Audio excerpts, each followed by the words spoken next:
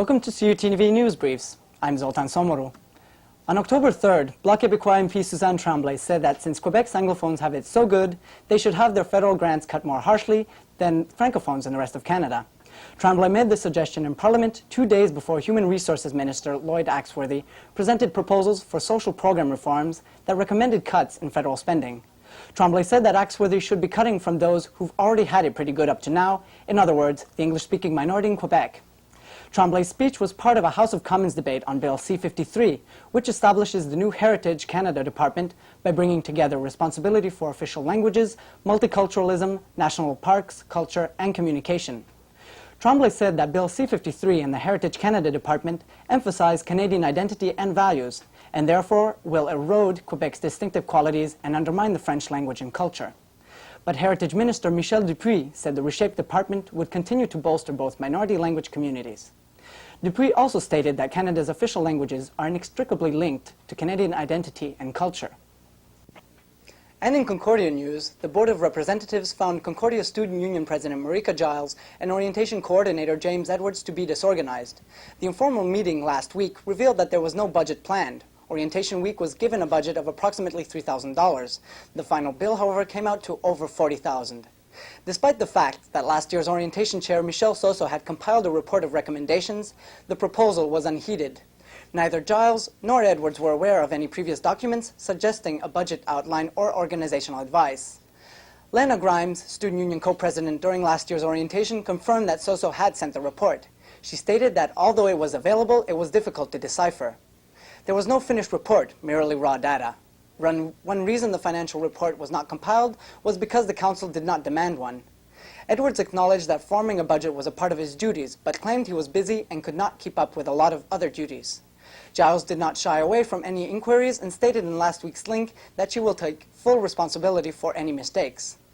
The Student Union has formed a task force to organize a report for next year's orientation that will avoid this year's mistakes from happening again. It will be brought to Council along with a full financial report in 2 weeks. In this week's upcoming events, to celebrate Concordia's 20th anniversary in the homecoming tradition, open house activities were planned for 3 days straight, starting the 13th of October. Highlights of this year's program included a visit from the distinguished Dr. David Suzuki and entertainment from the musical comedy duo Bowser and Blue. Also planned were a critically acclaimed performance of Anne of Green Gables and a reunion dinner. Also, to commemorate the most celebrated and influential Beijing opera performer, Mei Lam Fang, a series of events will be taking place during the month of October in Montreal, Toronto, and Ottawa. La Maison de la Culture Frontenac presents a one-month exhibition showcasing costumes, jewelry, and historical documents about Mr. Lam Fang, one of the world's finest performers of the Beijing opera. Madame Xie Xiamei is invited to a month of artistic residency here in Canada.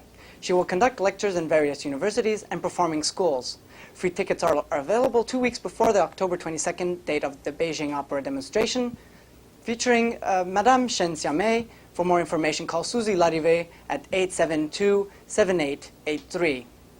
As well, Concordia is hosting a curling open house on October 11th and 15th at the Thistle Curling Club, a club for men and women, both experienced and beginners. It celebrates customs and fun along with with exercise. A well-stocked bar and free access to a 1936-era snooker table are part of the party. And here is the long-awaited first contest of the semester of CUTV. You could be the winner of one of 2 Van Damme Time Cop pins. You can pick up your ballots here at CUTV in room 651/1 between 11 a.m. and 5 p.m. every day. The winners will be drawn next Thursday at 5 o'clock and announced here at News. As well, to finish off today's broadcast, we would like to wish Trina a happy birthday.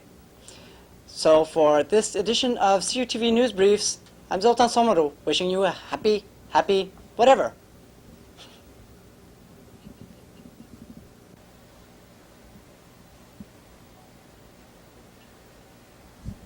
Hi, my name is William Richard Doucette, and the views that I'm about to express are mine and mine alone. They are not those of CUTV.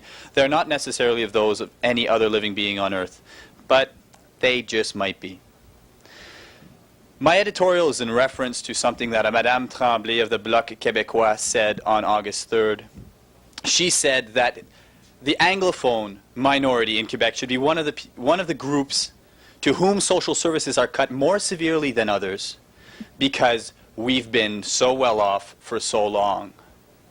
Mais Madame Tremblay, j'ai un problème avec ce que vous venez juste de dire. I have a big problem with what you said. I am not pro or anti-French Canadian. I am not pro or anti-Anglo-Canadian. But I would like to point out that if Madame Tremblay really looked into some history books about really what happened in this province and found out really who organized the social systems that are there for Anglophones, she might just find out that Anglophones may have a disproportionate amount of funding and Anglophones may have a disproportionate amount of social systems. But the point is, they've done a disproportional amount of community work, and they've put a disproportional amount of effort into ensuring that they have this social security network, and they might have just put in a disproportional amount of working their ass to the bone to get these things. Now, Madame Tremblay, with all due respect, apprends donc la vérité avant de t'ouvrir la gueule. Thank you very much.